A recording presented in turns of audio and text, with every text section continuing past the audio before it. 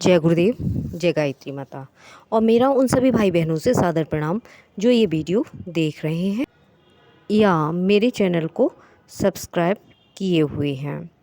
आइए बात करते हैं आज के टॉपिक के बारे में। आज का टॉपिक है, क्या स्त्रियों को वेद का अधिकार नहीं है। जी हाँ, गायत्री मंत्र का स्त्रियों को अधिकार है या नहीं, ये कोई स्वतंत्र प्रश्न नहीं है।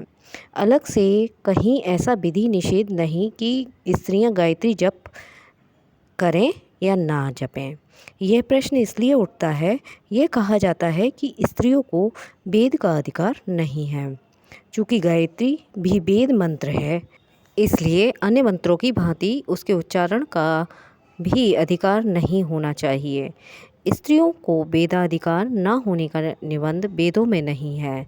वेदों में तो ऐसे कितने ही मंत्र हैं जो स्त्रियों द्वारा उच्चारण होते हैं। उन मंत्रों में स्त्रीलिंग की क्रियाएं हैं, जिनसे स्पष्ट हो जाता है कि स्त्रियों द्वारा ही प्रयोग होने के लिए हैं। देखिए, उदसो सूर्यो अगाध उदय मामको भव अहम त्वदयम बलापतिभ्यम साक्षी विशासहि अहम केतु रहे मूर्ध्या विवेचनो ममेदनुक्रतुम पाति सेहा जया उपाचरेत मम पुत्रा शस्त्रुशरणेते ए दुरिता विराट उतास्महि जम जयापत्यो में श्लोक उत्तम। ऋग्वेद में ये सुनने को मिलता है। इसका अर्थ है, सूर्योदय के साथ मेरा सौभाग्य बढ़े, मैं पतिदेव को प्राप्त करूं, विरोधियों को पराजित करने वाली और सहनशील बनूं, मैं वेद से तेजस्विनी प्रभावशाली वक्ता बनूं, पतिदेव मेरी इच्छा ज्ञान व कर्म के अनुकूल कार्य करें, मेरे पुत्र भीतरी व बाहरी शत्रुओं को नष्ट करे, मेरी पुत्री अपने सद्गुणों के कारण प्रकाशवान हो, मैं अपने कार्यों से पतिदेव के उज्जवल यश को बढ़ाऊं। आइए आगे की बात करते हैं। त्र्यंबकम यजामहे सुगंधिम पुष्टिवेदनम उर्वारुक में बंधनाय मूर्तये मामृतात्। यजुर्वेद में 3 और 60 पर दिया गया है। अर्थात हम कुमारियों उत्तम पतियों को प्राप्त कराने वाले परमात्मा का स्मरण करती हुई यज्ञ करती हैं, जो हमें इस पितृकुल से छुड़ा दे, किंतु पति कुल के कभी प्रयोग न कराए। आशा शांतम मौसनम प्रजामम सौभाग्य रथ्यम अग्निनुव्रता भूतवा सहनो सुताकृतम। वधू कहती है कि मैं यज्ञ आदि शुभ अनुष्ठानों के लिए शुभ वस्त्र पहनती हूँ, सदा सौभाग्य आनंद धन तथा संतान की कामना करती हूँ, मैं सदा प्रसन्न रहूँगी।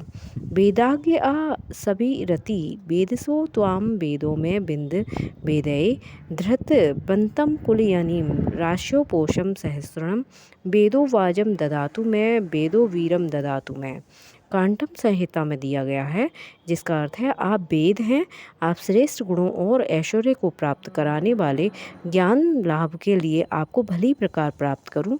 वेद मुझे तेजस्वी कुल को उत्तम बनाने वाला, ऐश्वर्य को बढ़ाने वाला ज्ञान दे। वेद मुझे वीर श्रेष्ठ संतान दे। विवाह के समय वर वधू दोनों सम्मिलित रूप से मंत्र उच्चारण करते हैं। सम जंतु विश्ववेदा समानो हृदय नानिनो सा मातरिश्वा सद्धाता समुद्रस्ते दधातुनो। अर्थात सब विद्वान लोग ये जान लें कि हम दोनों के हृदय में जल की तरह परस्पर प्रेम पूर्वक मिले रहेंगे। विश्व नियंता परमात्मा तथा विदुषी देवियाँ हम दोनों के प्रेम को स्थिर बनाने में सहायता करें। स्त्री के मुख से वेद मंत्रों के उच्चारण के लिए असंख्यों प्रमाण भरे पड़े हैं। सत्पर ब्राह्मण में पत्नी द्वारा यजुर्वेद के मंत्र त्रिष्ट मंत्रशा सम्यम, यह मंत्र की पत्नी द्वारा उच्चारण करने का विधान है। तैत्तरीय में संहिता में सुसरस्वती वयम आदि मंत्रों की स्त्री द्वारा बुलवाने का आदेश है। पाशकर्म ग्रह सूत्र में के अनुसार विवाह के समय कन्या लाजा होम के मंत्रों को पढ़ती है। सूर्य दर्शन के समय भी वह यजुर्वेद के 36-24 मंत्र तशुस्थ वेदितों को स्वयं ही उच्चारण करती है। विवाह के समय समसज्जन करते समय वर वधू दोनों साथ साथ अथैनो समझती ऋग्वेद 10 के मंत्र पढ़ते हैं। तांडव ब्राह्मण में 5, 6, 7 में युद्ध में स्त्रियों को वीणा लेकर सामवेद के मंत्रों का गान करने का आदेश है, तथा 5 और 6, 15 में स्त्रियों के कलश उठाकर वेद मंत्रों का गान करते हुए परिक्रमा करने का विधान है। ऐत्रेय में 5 5:29 में कुमारी गंधर्व गृहता का उपाख्यान है, जिसमें कन्या के यज्ञ एवं वेदाधिकार का स्पष्टीकरण होता है। कात्यायन स्रोत सूत 1:17 तथा 4:1-22, 10:13, 6:6-3 तथा 26:4-13 तथा 27:7-28 तथा 26:7-1 तथा 20:6-12-12 आदि में स्पष्ट आदेश हैं कि अमुक वेद मंत्रों का उच्चारण स्त्री करे। लाट्यायन श्रोत्र सूत्र में पत्नी द्वारा स्व स्वर सामवेद के मंत्रों के गायन का विधान है। शाखायन श्रोत्र सूत्र में 1:12-13 में तथा आश्वालयन स्रोत सूत्र 1:11-1 में इसी प्रकार के वेद मंत्रोच्चारण के आदेश हैं। मंत्र ब्राह्मण के 1:2-3 में कन्या द्वारा वेद मंत्र के उच्चारण की आज्ञा है। नीचे कुछ मंत्रों में वधू को वेद परायण होने के लिए कितना अच्छा आदेश है। ब्रह्म परम यजुतम ब्रह्म पूर्वो ब्रह्म ततो मध्यतो ब्रह्म सर्वतः अनाव्यदाम देवपुरा प्रवत्य शिवा स्नेहा पतिलोके विराजा। हे वधू, तेरे आगे पीछे मध्य तथा अंत में सर्वत्र वेद विषयक ज्ञान रहे। वेद ज्ञान को प्राप्त करके तदनुसार तू अपना जीवन बना। मंगलमयी सुखदायिनी एवं स्वस्थ होकर पति के घर में विराजमान और अपने सद्गुणों के प्रकाशवान हो। कुलीयनी घृतवती पूर्ववंती स्मय सीद सदने पृथव्या अभिविता रुद्र वसुओ गृहते स्मिमा ब्रह्म पीपी सौभाग्य अश्वनधाता सादियाति मिहित्वा। आयुर्वेद में 13:2 में कहा गया है, हे स्त्री, तू कुलवती घृत आदि पौष्टिक पदार्थों का उचित उपयोग करने वाली, तेजस्विनी, बुद्धिमती, सत्कर्म करने वाली होकर सुखपूर्वक रहे। तू ऐसी गुणवती और विदुषी बन की रुद्र और चक्षु भी तेरी प्रशंसा करें। सौभाग्य की प्राप्ति के लिए इन वेद मंत्रों के अमृत का बार बार भली प्रकार पान कर। विद्वान तुझे शिक्षा देकर इस प्रकार की उच्च स्थिति पर प्रतिष्ठित करावें। यह सर्वविदित है कि यज्ञ बिना वेद मंत्रों के नहीं होता और यज्ञ में पति पत्नी दोनों का सम्मिलित रहना आवश्यक है। रामचंद्र जी ने सीता की अनुपस्थिति में सोने की प्रतिमा रखकर यज्ञ किया था। ब्रह्मा जी को भी सावित्री की अनुपस्थिति में द्वितीय पत्नी को वरण करना पड़ा, क्योंकि यज्ञ की पूर्ति के लिए पत्नी की उपस्थिति आवश्यक है। जब स्त्री यज्ञ करती है तो उसे वेदा अधिकार न होने की बात किस प्रकार कही जा सकती है। देखिए, यज्ञो व ऐशा शो ही पत्नी का, अर्थात बिना पत्नी के यज्ञ नहीं होता। अर्थो व ऐशा आत्मना यत पत्नी, अर्थात पति पत्नी की अर्धांगिनी है, अतः उसके बिना यज्ञ नहीं होता।